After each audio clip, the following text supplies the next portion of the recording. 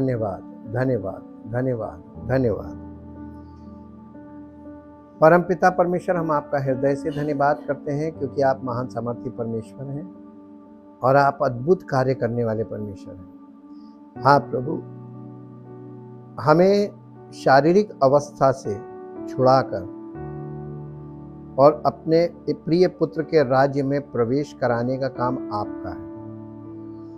आपने अपनी मर्जी से लोगों को चुनते हैं और उनको अपनी इच्छा के अनुसार अपने प्रिय पुत्र के राज्य में प्रवेश कराते हैं और वो लोग नया जन्म प्राप्त करके, नया जीवन प्राप्त करके पवित्र आत्मा की अगुवाई में चलना शुरू करते हैं।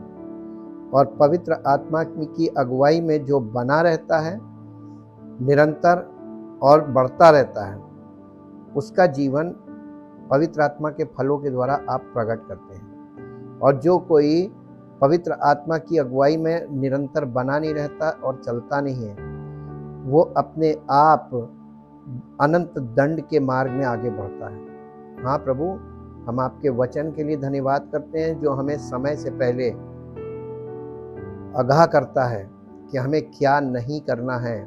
मसीही विश्वासी होने के नाते हमें कहाँ पर संशोधन चाहिए और कहाँ पे वचन क्या कह रहा है, उसका असली अर्थ क्या है, पवित्र आत्मा ही हमारी अगुवाई करता है और हमें समझाता है। हम आपका धन्यवाद करते हैं। चाहते प्रभु सब सुनने वाले वचन पर ध्यान करें और वचन जो कह रहा है पवित्र आत्मा के द्वारा उन बातों को समझें और अपने जीवन को करेक्ट करें वचन के अनुसार, ताकि प्रभु की महिमा प्रकट हो और उसकी इच्छा और योजना हमारे जीवन में पूरी हो, उसकी महिमा हो। धन्यवाद के साथ इस प्रार्थना को आपके इकलौते पुत्र प्रभु यीशु मसीह के नाम से मांगते हैं, आमीन। Praise the lord. The voice of god session 78 में आज हम लोग देखेंगे what does it mean that to be carnally minded is death. यानी इसका क्या तात्पर्य है कि शारीरिक मन जो है, वो शारीरिक मन वाले जो हैं वो मृत्यु है। इसको हम लोग आज देखेंगे रोमियो की पत्री उसका 8 अध्याय और उसका 6 पद। शरीर पर मन लगाना तो मृत्यु है, परंतु आत्मा पर मन लगाना, शरीर पर मन लगाना मृत्यु है, परंतु आत्मा पर मन लगाना। यहां पे जो मृत्यु शब्द आया है, ये शारीरिक मृत्यु को नहीं दिखाता है। ये द ग्रीक वर्ड डेथ जो यहाँ पे ग्रीक में लिखा हुआ है, मैं ग्रीक बाइबल से बताता हूँ कि ग्रीक में यहाँ पर जो मृत्यु वर्ड लिखा है, ग्रीक में लिखा है थानाटोस, THANATOS, थानाटोस। थानाटोस का मतलब होता है does not refer to physical death but spiritual death. शरीर पर मन लगाना आत्मिक मृत्यु है। जो लोग शरीर में मन लगाए उनकी आत्मा मरी है और मरी रहेगी, क्योंकि उनका मन शारीरिक बातों में लगा हुआ है। और शारीरिक बातों में जब तक आप अपने मन को लगाए रहेंगे, ये आपकी टेंडेंसी है, ये आपकी क्या बोलेंगे, टेंडेंसी को क्या बोलेंगे, हाँ, ये आपकी प्रवृत्ति है या आपका स्वभाव है कि आप शरीर पर ही आपका मन लगता है। आप चाह कर भी वचन पे मन क्यों नहीं लगा रहे? वचन पे मन लगाइए। आत्मा तो बहुत बड़ी चीज है। आत्मा को आप क्या जाने जो दिखाई नहीं देती, जिसको आप जानते नहीं। वचन पे मन लगाएंगे तब आपको आगे की कहानी समझ में आएगी। ये इसका मतलब शारीरिक मृत्यु नहीं, आत्मिक मृत्यु है। और spiritual death is the opposite of life in God. यानी परमेश्वर में जो जीवन है वो आत्मिक जीवन है, और जो परमेश्वर में जीवन नहीं है उसका उल्टा वो आत्मिक मृत्यु। आत्मिक मृतक व्यक्ति परमेश्वर के वचन में बहुत ज्यादा समय व्यतीत नहीं कर सकता, और वचन ही परमेश्वर है। तो वचन परमेश्वर आपको जब नहीं मिलता है, या आप उससे संपर्क नहीं रखते हैं, उसमें मन नहीं लगाते हैं, तो परमेश्वर आत्मा आपको कहाँ से मिलेगा? तो पहला पड़ाव वचन परमेश्वर, यहीं से आप छंट जाते हैं। तो वचन में मन लगना चाहिए, या आपकी इच्छा के विरुद्ध काम है। आपको अपनी शारीरिक इच्छा को मार कर वचन में मन लगाना पड़ेगा। आप सोचोगे नहीं जब मन चाहेगा तब करेंगे, तो वो ऐसे व्यक्ति शारीरिक मृत्यु में ही बने रहते हैं कि जब हमें समय मिलेगा, जब मन करेगा। यहाँ पे रोमियो 6 अध्याय उसका 5 और 6 दोनों पढ़ दीजिए। क्योंकि यदि हम उसकी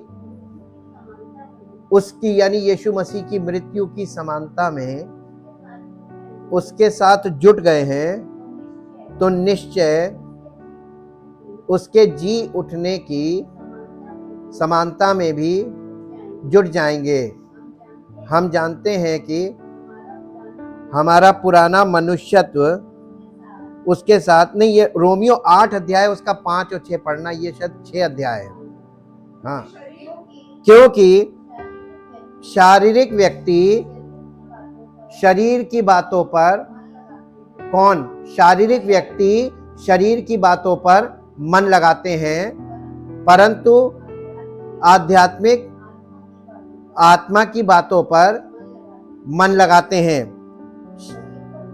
शरीर पर मन लगाना तो मृत्यु है, ये आत्मिक मृत्यु है, परंतु आत्मा पर मन लगाना, आत्मा की बातों पर मन लगाना जीवन और शांति है। आत्मा की बातें क्या? वचन। तो वचन पर मन लगाना जीवन और शांति है। यहाँ पे 2 तरीके बताए गए हैं, और वो 2 तरीके क्या हैं? 2 रास्ते हैं। सोचने और जीने के 2 तरीकों की तुलना करता है ये 5 और 6 पद। आप क्या सोचते हैं, आपका जीवन वैसे ही है जैसा आप सोचते हैं। अब आप बताइए, आप क्या सोचते हैं? हर समय शारीरिक बातें सोचते हैं, शरीर की बातें सोचते हैं, ये करना है, फिर ये करना है, फिर ये चाहिए, फिर ये चाहिए, फिर चाहिए। और जो लोग आत्मिक हैं उनके पास भी तो शारीरिक जीवन है, शारीरिक जिम्मेदारियां हैं, शारीरिक पारिवारिक जिम्मेदारियां, सब कुछ। तो वो क्यों नहीं ऐसे करते हैं जैसे आप कर रहे हैं? इसका मतलब आपकी प्रवृत्ति है। आपको सोते उठते बैठते केवल आपको बस इतना दिखता, मैं, मेरा परिवार, मेरा बच्चा, बस इसके आगे कुछ नहीं दिखता। इसका मतलब आपको परमेश्वर क्या है? परमेश्वर सारी सृष्टि का मालिक है। तो मालिक तो सारी सृष्टि का मालिक है, तो सारी सृष्टि पर ध्यान करेगा। आप केवल अपना परिवार, इससे ऊपर आप उठ ही नहीं पाए विचारों में कि नहीं है हमारी, इसके अलावा हमारी बहुत सी रिस्पॉन्सिबिलिटीज हैं। सोचने और जीने के 2 तरीकों की ये तुलना है। शारीरिक व्यक्ति जो शारीरिक मन वाले हैं वो शरीर पर मन लगाते हैं, शारीरिक मनुष्य शारीरिक बातों पर मन लगाता है, आध्यात्मिक आत्मा की बातों पर मन लगाता है। ये सोचने का तरीका है। शरीर पर मन लगाना तो मृत्यु है, परंतु आत्मा पर मन लगाना जीवन और शांति, ये जीने का तरीका है, जीवन शैली। हाँ, क्योंकि जो शरीर के अनुसार जीते हैं वे शरीर की बातों पर मन लगाते हैं, परंतु जो आत्मा के अनुसार जीते हैं अर्थात आत्मा की बातों पर मन लगाते हैं। क्योंकि शरीर पर मन लगाना तो मृत्यु है, परंतु आत्मा पर मन लगाना जीवन और शांति है। जीवन, देह में जीवन जीने वालों और आत्मा में जीवन जीने वालों का अंतर दिखाया गया। आप दैहिक जीवन जी रहे हैं या पवित्र आत्मा में जीवन जी रहे हैं, यहाँ पे आप अंतर हो जाता है। हम इन्हीं बातों को शुरू से सुनते आ रहे हैं, लेकिन इन्हीं बातों में अब लेवल बढ़ रहा है। हाँ, देह में जीवन जीने वालों और आत्मा में जीवन जीने वालों में बड़ा अंतर है। अविश्वासी देह में रहते हैं, वे जो शरीर चाहता है उसी में मन लगाते हैं। आप शरीर क्या चाह रहा है, बस आपका मन वहां लगा हुआ है। आप शरीर को हराओ ना, अरे ठीक है, हम कुछ समय के लिए आप कुछ चीजों को छोड़ दिया कीजिए, अरे ठीक है, जो होगा देखा जाएगा। और इसीलिए रोमियो की पत्री 8 अध्याय के 5 पद में हमने पढ़ा है, शारीरिक व्यक्ति शरीर पर मन लगाता है और इन इच्छाओं को पूरा करने के लिए जीते, शरीर की इच्छाओं को पूरा करने के लिए जीते हैं, और ये मृत्यु की ओर ले जाता है। जब आप आत्मिक तौर पर मृतक रहते हैं और शारीरिक जीवन में आगे बढ़ते हैं, उम्र बढ़ती है और जीवन बढ़ता है, तो धीरे धीरे आप शारीरिक मृत्यु की ओर बढ़ रहे हैं। क्योंकि एक झटका आपके शरीर पे लगेगा, वहीं से आपका शरीर मृत्यु की ढलान पे आ जाएगा झट से। और आप 40-50 के बाद देखिए लोगों के साथ क्या क्या हो रहा है। हाँ, और दूसरी ओर मसीही लोग आत्मा के अनुसार जीवन जीते हैं और उनका मन आत्मा की इच्छाओं पर लगा रहता है। आत्मा द्वारा संचालित एक जीवन यानी आत्मा के द्वारा संचालित जो जीवन है उसमें शांति है, उसमें भरपूरी का जीवन है और शांति है। लिखा है ना, जो आध्यात्मिक व्यक्ति आत्मा की बातों पर मन लगाता, आत्मा की बातों पर मन लगाना जीवन और शांति, यानी भरपूरी का जीवन और शांति। मन शांत रहता है। शरीर या दैहिक मन वाले होने का अर्थ है शरीर द्वारा शासित मन। आपका मन पवित्र आत्मा के शासन से सोचता, बोलता और करता है, या जो शरीर चाहता वो करता है? आपकी चुप्पी ने बता दिया कि हम तो शरीर की इच्छा को पूरा करते हैं। अपनी शारीरिक इच्छाओं को पूरा करने के लिए आप जी रहे हैं, तो आपका जीवन कितना होगा? शारीरिक जीवन वैसे ही घटा हुआ है, तो आप शरीर के लिए जी रहे हैं तो आप कितना जिएंगे? 60-70, बस, इससे आगे आप जाएंगे नहीं। बल्कि 60-70 भी आजकल बहुत बड़ी चीज है।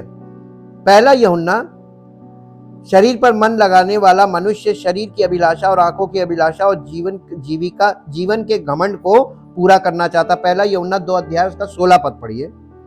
क्योंकि जो कुछ संसार में है, अर्थात शरीर की, यानी लोग शारीरिक अभिलाषाओं में लगे पड़े हैं। सबकी अपनी अपनी शरीर की अभिलाषाएं हैं और आंखों की अभिलाषा, जो चीज आपको देखनी है, दिखती है और आपको समझ में आती है, उसको आप लेना मांगते हैं।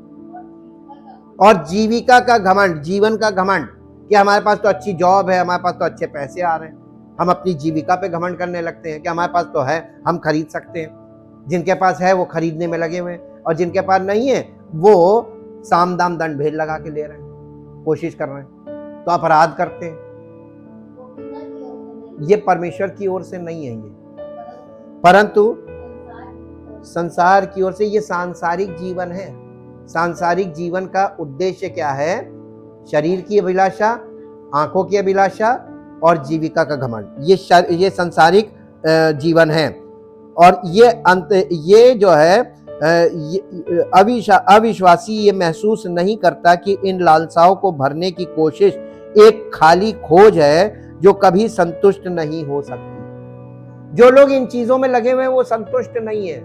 जिन्हें मिल भी जाता है तो वो भी संतुष्ट नहीं है। अरे क्या मिला, हम तो बड़ा बड़ा मकान चाह रहे थे, ये तो छोटा सा मिला, नहीं संतुष्ट, मिलने के बाद भी संतुष्ट नहीं है। और ये संतुष्ट हो ही नहीं, खाली खोजे जो कभी संतुष्ट नहीं हो सकती और अंततः निंदा और मृत्यु की ओर ले जाती है। बुराई करने लगते हैं और हम शारीरिक मृत्यु की ओर बढ़ने लगते हैं। इन सब चीजों से कड़वाहट भर जाती है अंदर। शरीर पर ध्यान देना हमारी पापी स्वार्थी इच्छाएं, भ्रष्ट मानव स्वभाव को दिखाता है और स्वाभाविक रूप से मृत्यु की ओर ले जाता है। यह है मानव जीवन, भ्रष्ट मानव स्वभाव। और रोमियो की पत्री उसका 6 अध्याय उसका 23 पद पढ़िए। क्योंकि पाप की मजदूरी तो मृत्यु है, परंतु परमेश्वर का वरदान हमारे प्रभु मसीह यीशु में अनंत जीवन है। तो यहां पर जो मृत्यु वर्ड आया ये भी आत्मिक मृत्यु है। अब आत्मिक मृत्यु को अनंत जीवन के साथ रखा। अनंत जीवन यीशु मसीह के द्वारा है बस। ये आप स्वयं नहीं प्राप्त कर सकते कि खुद बाइबल पढ़ी और चर्च आ गए और हम आत्मिक जीवन में हैं। गलत। आपने अपना आत्मिक जीवन कैसे बना लिया? ये जीवन जैसे आप सांस लेते हैं, ऑक्सीजन, आपको किसी ऐसी जगह बंद कर दिया जहां ऑक्सीजन न मिले, जी के दिखा दो जिंदा रह के। तो आप बिना आत्मिक ऑक्सीजन, आत्मिक ऑक्सीजन क्या है? वचन, आत्मा के द्वारा प्राप्त वचन। तो आप बिना वचन को सुने और माने, वचन के अनुसार चले बिना आत्मिक जीवन कैसे जी सकते हैं? ये आत्मिक ऑक्सीजन है। तो ऑक्सीजन के बिना जिंदा नहीं रह सकते, हमेशा याद रखिए। और परमेश्वर का जो वचन, जो स्पोकन वर्ड है, जो आपको बोल के दिया जा रहा है, इसको आप ग्रहण नहीं करते और इसके अनुसार चलने की इच्छा नहीं करते, ये आत्मिक इसीलिए आत्मिक जन्म नहीं हो रहा। जब आपकी इच्छा ही नहीं है तो आपको क्यों वो जीवन दे। और जो शरीर के राज्य में है वे परमेश्वर को प्रसन्न नहीं कर सकते। रोमियो की पत्री 8 अध्याय का 8 पद पढ़ दीजिए। रोमियो की पत्री 8 अध्याय 8 पद। और जो शारीरिक दशा में है, यानी शारीरिक मन वाले हैं, शारीरिक दशा का मतलब शारीरिक मन वाले हैं, वे परमेश्वर को प्रसन्न नहीं कर सकते। कोई कीमत पे नहीं प्रसन्न कर सकते। हमारा जीवन दो ही दिशाओं में चल सकता है। शरीर पर मन लगाना तो मृत्यु है, परंतु आत्मा में जीवन और शांति। जब एक व्यक्ति उद्धार के लिए मसीह पर भरोसा करता है तो उसे परमेश्वर का आत्मा दिया जाता है और उसके पास आत्मा के द्वारा शासित मन हो जाता है। बॉर्न अगेन जब होते हैं तो हमको पवित्र आत्मा क्यों दिया जाता, ताकि हमारा मन परमेश्वर की आत्मा के द्वारा शासित होने लगे। और रोमियो की पत्री उसका 8 अध्याय का 6 पद यही कह रहा है जिससे हमने शुरू किया था। मसीहियों ने अपनी मन की इच्छाओं का पश्चाताप किया है। मन में इच्छाएं जो पैदा हो रही है, इसी से आपको मन फिराना है। आप मन की हर बात पूरी करने की जो इच्छा करते हैं और जिसके प्रयास में लगे रहते हैं, ये पाप है। इतना वचन सुनने के बाद भी आप मन में पैदा हुआ विचार, मन में इच्छा आई, उसी को सोचने लगे, उसी को बोलने लगे, उसी की तरफ भागने लगे। ये करना है, ये करना है, ये करना है, और ये गलत है। यही लोग करते हैं, विश्वासी लोग कर रहे हैं। मसीहों ने अपनी पवित्र आत्मा के साथ उसे पूर्ण नियंत्रण रखने की अनुमति देता है। ये जो लिखा हुआ है ना कि रोमियो 8:6 में, मसीहों ने अपनी यानी कामुक इच्छाओं का पश्चाताप किया, जो मन में पैदा होने वाली इच्छाएं हैं, और उन्हें भरा जाना पवित्र आत्मा के साथ उसे पूर्ण नियंत्रण रखने की अनुमति देता है। यानी उसको कंट्रोल करने वाला पवित्र आत्मा है। हमारी हर इच्छा ना तो पूरी हो सकती है और ना पूरी होनी चाहिए, और हम हर कीमत पे अपनी हर इच्छा को पूरा करने की जो इच्छा करते हैं, यही पाप। अपनी क्षमता से आगे भागना मांगते हैं। पवित्र आत्मा के द्वारा वचन हमको ऐसी अनुमति, परमेश्वर हमें ऐसी अनुमति नहीं देता है। आत्मा में जीवन और परमेश्वर के मार्गों का पालन करने से भरपूर जीवन और शांति मिलती है, और विश्वासी के पास अनंत जीवन और परमेश्वर के साथ अनंत काल तक शांति की प्रतिज्ञा है, प्रॉमिस है। एक मसीही के लिए कुछ समय के लिए शारीरिक होना संभव है, हालांकि एक सच्चे मसीही के लिए कामुकता केवल एक चूक होगी, वो जीवन भर शारीरिक नहीं रहेगा। एक सच्चा मसीही एक नई सृष्टि है, जैसा कि 2 कुरिन्थियों 5 अध्याय के 17 पद में लिखा, जो कोई मसीह में है वो नई सृष्टि है। नई सृष्टि का मतलब ये कि वो शारीरिक बातों से मन फेर सकता है और परमेश्वर के वचन में मन लगा सकता है, और वो परमेश्वर की आत्मा की अगुवाई में चल सकता है। जो कुछ वो करता है उसमें परमेश्वर के लिए जीना चाहता है। कुलस्सियों की पत्री 3 अध्याय का 23 पद पढ़िए। कुलस्सियों की पत्री 3 अध्याय उसका 23 पद। और जो कुछ तुम करते हो, यानी जो बॉर्न अगेन है, बॉर्न अगेन जिसको पवित्र आत्मा का अंश मिला है और नया स्वभाव मिला है और अनंत जीवन वाला स्वभाव मिला है, तुम उसके लिए लिखा, तुम जो कुछ तुम करते हो तन से, और आप जो शारीरिक मनुष्य है वो परमेश्वर की आराधना तन से करता है, मन से नहीं। वो वचन को सुनता है तन से, कानों से सुनता है, मन से नहीं। उसका मन नहीं, उसको मतलब ही नहीं, इधर सुना उधर खत्म जी। ये समझ करके ये तुम काम मनुष्य के लिए नहीं कर रहे हो, परंतु प्रभु के लिए किया करो। ये निर्देश है, इसका पालन किया करो तन और, देखिए देखा हमने बताया ना, दे प्राण, दे क्या है? तन, और प्राण क्या है? मन। ये तन और मन एक साथ एक मत कभी नहीं होंगे। तन कभी नहीं चाहेगा कि वचन सुनो, लेकिन मन वचन सुनने में लगाना शुरू करो। शुरू में तकलीफ होगी, आदत पड़ जाएगी, और जब आदत पड़ जाएगी तो तुम्हारे शरीर को जो तुम्हें डिस्टर्ब करता है उसको भी आदत पड़ जाएगी कि नहीं, ये सुने बिना मानेगा नहीं, इसको छोड़। आप जब कोई चीज बार बार मना की जा रही है उसको अदबदा के करते रहते तो जो मना करने वाला वो थोड़े देर बाद चुप हो जाता है, कहता जाओ जो करना करो। तो कहीं कहीं फायदेमंद है ना। परमेश्वर ने कुछ चीजें मनुष्य के अंदर जो यानी कुछ कर लेने की ठान लेना और उसमें लग जाना, इन चीजों को बिल्कुल टच नहीं किया है, क्योंकि अगर सब चीजों को हटा दिया जाएगा ना तो अनंत जीवन प्राप्त करना मुश्किल हो जाएगा। तो कुछ चीजों को जिदबाजी ये रहनी चाहिए, लेकिन जरूरत से ज्यादा नहीं होनी चाहिए। अड़ जाना ये होना चाहिए, लेकिन जरूरत से ज्यादा अड़े रहना ये भी गलत है। तो इसकी लिमिटेशंस होती हैं। जब हम परमेश्वर के वचन के अनुसार पवित्र आत्मा की अगुवाई में चलते हैं तो ये जिदपना, अड़ी, ये सब परमेश्वर के दायरे में आ जाता है, लिमिटेशंस में, कि कितना जरूरी है, बस उतना रखो, उससे ज्यादा तुम्ही को नुकसान पहुंचाएगा। तो यहाँ पे इसीलिए लिखा है कि जो कुछ तुम करते हो तन और मन से। प्रभु में अगर आपका मन नहीं है, खाली तन है, तो एक बड़ा प्रश्न चिन्ह लगा हुआ है कि आपके लिए व्यर्थ है सब, सारा परिश्रम व्यर्थ है। यीशु मसीह ने इसीलिए कहा था, हे सब परिश्रम करने जो तन से परिश्रम कर रहे हो परमेश्वर को प्राप्त करने के लिए, मेरे पास, क्योंकि तुम अपने तन से उसे प्राप्त नहीं कर पाओगे। वो प्राप्त होगा मन से, और मन तुम्हारे तन के कारण तुम्हारे नियंत्रण में नहीं है। कोई व्यक्ति अपने मन को नियंत्रित नहीं कर पाया, यही तो सिद्धि है। जो मन को नियंत्रित हो गया तो सिद्ध हो गया।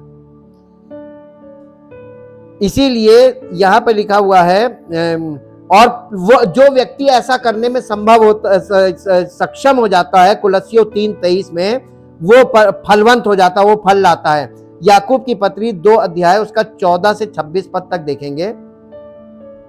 याकूब की पत्री 2 अध्याय 14 पद से 26 पद तक।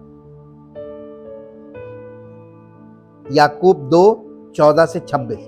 हे मेरे भाइयों, यदि कोई कहे कि मुझे विश्वास है, पर वो विश्वास करता है, जिस पर विश्वास करता है उसकी आज्ञा नहीं मान रहा है, ये कर्म नहीं कर रहा है। यहां पे आपको शरीर का काम नहीं करना है। आप जिस पर विश्वास रखने, आप कहते हैं कि हम प्रभु पर विश्वास करते हैं, तो आप उसकी कितनी आज्ञा मान रही है, कर्म। आप कितना उसके आज्ञा के अनुसार चल रहे हैं या वचन के अनुसार चल रही है, कर्म है। तो आपके कर्म तो कहीं दिख नहीं रहे, सिर्फ आपका दावा दिख रहा है, मैं परमेश्वर पे विश्वास रखता हूं। जो कोई ये, फिर से पढ़िए, हे मेरे भाइयों, यदि कोई कहे कि मुझे विश्वास है, यानी किस पर विश्वास है? हमारे यहां हमने एक चीज देखी, आप लोग कंफ्यूज इसलिए हो गए क्योंकि आप विश्वास की बात करते हैं, हम विश्वास करते इसीलिए आए। किस पर करते हो और क्या विश्वास करते हो, ये दो चीजें आपके दिमाग से उड़ी हुई है। आप विश्वास किस पे कर रहे हैं ना? आपने नहीं बोला, आपने कहा हम विश्वास करते इसलिए। तो आपको प्रभु यीशु मसीह पर विश्वास कहां से मिल गया? क्योंकि आप ये कहेंगे हम प्रभु यीशु मसीह पर विश्वास करते हैं, तो प्रभु यीशु मसीह पर तुम क्या विश्वास करते हो कि लॉटरी खोल देगा? जो कुछ हम मांगेंगे, मनमानी मांगेंगे, मनमाना मांगेंगे, वो दे देगा।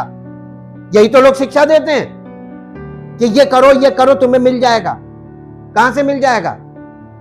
वचन में जाके पहले देखो कि परमेश्वर ने क्या चीज, आप जब तक उसके संतान नहीं बने तब तक परमेश्वर आपको कुछ कैसे दे दे? ये तो भ्रम की बात है ना, भ्रमित शिक्षा है। लोग इन्हीं सब शिक्षाओं में विश्वास के नाम पे आपको धोखा दे देंगे और आप उनके पीछे पीछे चल देंगे। अच्छा हम विश्वास तो करते, चलो इनके पीछे चल के देखें शायद ये दिला दे। जी आगे, पर वो कर्म ना करता हो, इससे क्या लाभ? कोई लाभ नहीं है। क्या ऐसा विश्वास, अब सबसे पहली बात क्या आई? कुछ दिलाने की बात नहीं आई, उद्धार की बात आई है। आपके पास वो विश्वास है जिससे उद्धार प्राप्त होता है, और जब तक उद्धार नहीं मिलेगा आप परमेश्वर की संतान नहीं, और जब तक आप परमेश्वर की संतान नहीं तो परमेश्वर आपको कुछ देगा? कॉमन सेंस से बताइए। आपके घर में जो आपके बच्चे हैं वो घर के वारिस हैं, है ना? घर के वारिस के लिए घर में सब चीजें हैं, आप उसको देंगे। लेकिन अगर कोई तीसरा व्यक्ति आके आपसे कहे कि हमें भी दो, तो किस हक से मांग रहा है? वो उस घर में जन्म लेता, आपके घर में बच्चा बन जाता, उसके लिए सब कुछ है। तो परमेश्वर भी तो यही नियम लेकर बैठा हुआ है, क्या वो आपको वारिस बनाना मांगता हो? वारिस के लिए सब कुछ है। फिर वहां ये है ये नहीं है। परमेश्वर आपको भिखारी नहीं बना रहा। परमेश्वर ऐसे नहीं खड़े होके बांट रहा सड़क के किनारे, जो आए वो ले ले। परमेश्वर तो उन लोगों को देगा जो उसकी संतान बन जाएंगे। बॉर्न अगेन से इसीलिए शुरू हो रहा काम जी। यदि कोई भाई या बहन नंगे उघाड़े हो और उन्हें प्रतिदिन भोजन की घटी हो और तुम में से कोई उनसे कहे कुशल से जाओ, तुम गर्म रहो और तृप्त रहो, पर दो जो वस्तुएं देह के लिए आवश्यक हैं वो उन्हें ना दे तो क्या लाभ?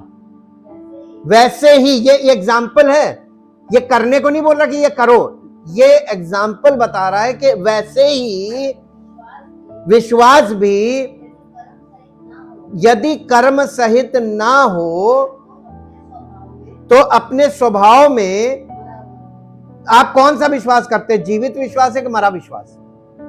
विश्वास तो सब कर रहे हैं कि एक दिन मेरी लॉटरी खुल जाएगी।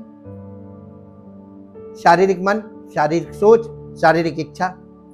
इसलिए ऐसा जो मरा हुआ विश्वास है, इससे आपको कुछ नहीं मिलेगा जी।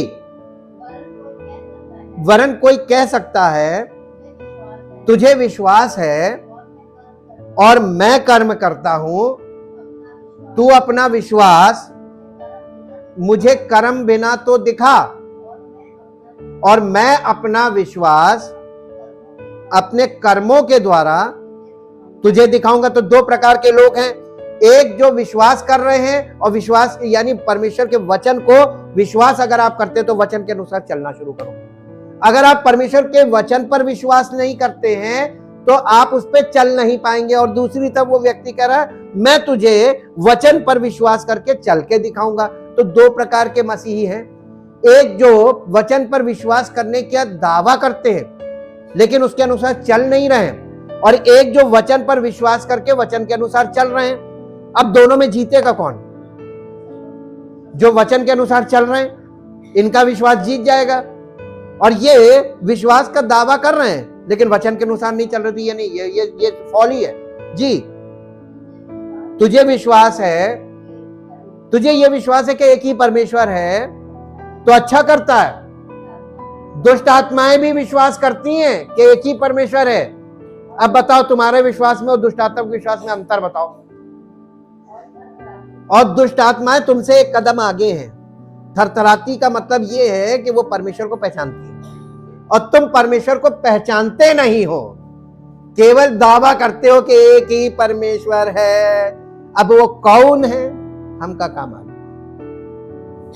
जिससे पूछो कौन है, हम का काम आगे, है ना? विश्वास करते हैं किस पर? परमेश्वर पे। कौन से? हम का काम आगे। सबके मन में अलग अलग ईश्वर है। इस संसार में भी ढेर सारे ईश्वर हैं। नए नियम में लिखा हुआ है इस संसार में, यद्यपि इस संसार में ढेर सारे प्रभु और ढेर सारे ईश्वर और देवता हैं, परंतु हमारे लिए तो एक है। आपके पास कितने हैं? और आप इस संसार में जब सांसारिक जीवन में हैं तो ढेर सारे ईश्वर हैं, लेकिन आपके लिए कौन है? अगर है आप कहते हैं प्रभु यीशु मसीह, तो वचन के अनुसार चल के दिखाओ, वरना तुम्हारा दावा झूठा जी। पर हे निकम्मे मनुष्य, क्या तू ये भी नहीं जानता कर्म बिना विश्वास मुर्दा भी है और व्यर्थ भी है जी। जब हमारे पिता अब्राहम ने अपने पुत्र इसहाक को वेदी पर चढ़ाया तो क्या वो कर्मों से परमेश्वर ने उसको कर्म करने दिया? सिर्फ बस छुरी उठाई थी उसको कुर्बान करने के लिए, टुकड़े टुकड़े करने के लिए। ठीक उसी वक्त फरिश्ता आया और कहने लगा बच्चे को नुकसान ना पहुंचाना, वरना अब्राहम अपने बच्चे को काटने जा रहा था। यानी अब्राहम ने, परमेश्वर ने कहा ये बेटा मेरे लिए बलि कर दे, और एक बाप उस बेटे को, परमेश्वर को इतना मानता था, विश्वास देखिए आप, कि उसने उठाई छुरी, ले गया, उसको बलि काट के फेंक देते। परमेश्वर ने कहा मांगी बलि। क्या ऐसा विश्वास है? और बहुत सीरियसली वो इस काम को कर रहा था। उसे ये नहीं मालूम था पहले से कि परमेश्वर यानी छुरी नहीं चलाने देगा। छुरी चलाने तक वो सीरियसली वास्तव में उसको काटने जा रहा था। ये था विश्वास। अंत समय तक आपने अगर परमेश्वर पे भरोसा रखा है तो आखिरी सांस तक आपका ये भरोसा रहना चाहिए कि परमेश्वर ने जो हमसे वायदा किया वो पूरा करेगा, जैसा परमेश्वर ने अब्राहम के जीवन में किया। ये वाला विश्वास उसके लिए धार्मिकता गिना गया जी। अतः हमने इस अब्राहम और उसके बेटे की कुर्बानी के दृष्टांत में ये देख लिया कि विश्वास ने उसके कर्मों के साथ मिलकर प्रभाव डाला, और कर्मों से विश्वास, देखिए कर्म बिना विश्वास मुर्दा है, कर्म बिना विश्वास व्यर्थ है, और कर्मों से विश्वास सिद्ध होता है। तो सिद्ध विश्वास आपको करना है, यानी परमेश्वर के वचन के अनुसार चलकर दिखाना है। सिद्ध ज्ञान सहित दूसरों को सिखाओ। जब खुद नहीं चल रहे होंगे वो आपको नहीं बोलेंगे, लेकिन जो खुद चल रहे होंगे वो आपसे कहेंगे चलो, तभी मिलेगा जी। और पवित्र शास्त्र का ये वचन पूरा हुआ। अब्राहम ने परमेश्वर पर विश्वास किया, और ये विश्वास उसके लिए धर्म गिना गया। ये वाला विश्वास यीशु मसीह में हमको चाहिए। मसीह लोगों में ये वाला विश्वास चाहिए जी, और इसमें डेमोन्स्ट्रेशन है जी। और वो परमेश्वर का मित्र कहलाया, भक्त नहीं कहलाया, मित्र कहलाया।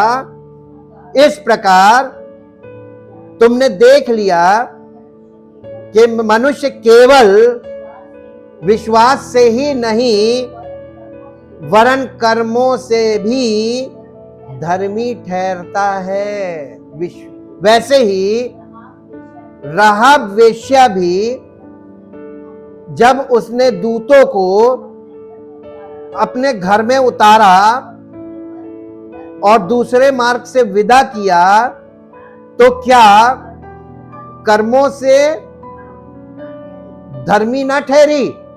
अतः जैसे देह आत्मा बिना मरी हुई है, वैसे ही विश्वास भी कर्म बिना, प्रैक्टिकल फेथ होना चाहिए, व्यवहारिक विश्वास। कि हम चलते जा रहे हैं विश्वास में, चलते जा रहे हैं विश्वास में, चलते जा रहे हैं, और ये वाला विश्वास धार्मिकता गिना जाएगा। इसीलिए हम इन बातों, विश्वासियों में रहने वाला आत्मा वही आत्मा है जिसने यीशु को मरे हुओं में से जिलाया। ये अनंत काल के लिए हमारे जीवन को बदल देता है, लेकिन साथ ही हमें यहाँ पृथ्वी पर पूरी तरह से जीवन भी देता है। यह मसीह का आत्मा। शरीर पर मन लगाना तो मृत्यु है, परंतु आत्मा पर मन लगाना परमेश्वर की आत्मा के द्वारा जीना या जीना है, और इसी में आपको जीवन भी मिलेगा और शांति भी मिलेगी। चाहिए? वचन पे मन लगाओ। Thank you, thank you, thank you Lord. परमपिता परमेश्वर, हम आपका हृदय से धन्यवाद करते हैं अद्भुत वचनों के लिए, जो पवित्र आत्मा के द्वारा हमारे मन में विश्वास का संचार करते हैं और हमें उत्साहित करते हैं, प्रेरित करते हैं कि हम परमेश्वर के वचन को ग्रहण करें और वचन की, जो वचन कहता है उसे अपने जीवन में लागू करें, ताकि आपकी मर्जी हमारे जीवन में पूरी हो और आपकी महिमा प्रकट हो, और हम नया जन्म प्राप्त करके नए जीवन में आगे बढ़ें और आपकी महिमा का कारण बने। सारी महिमा आपको मिले। इस प्रार्थना को आपके इकलौते पुत्र प्रभु यीशु मसीह के नाम से मांगते हैं, आमीन। Praise the Lord. परमेश्वर आपको आशीष दे।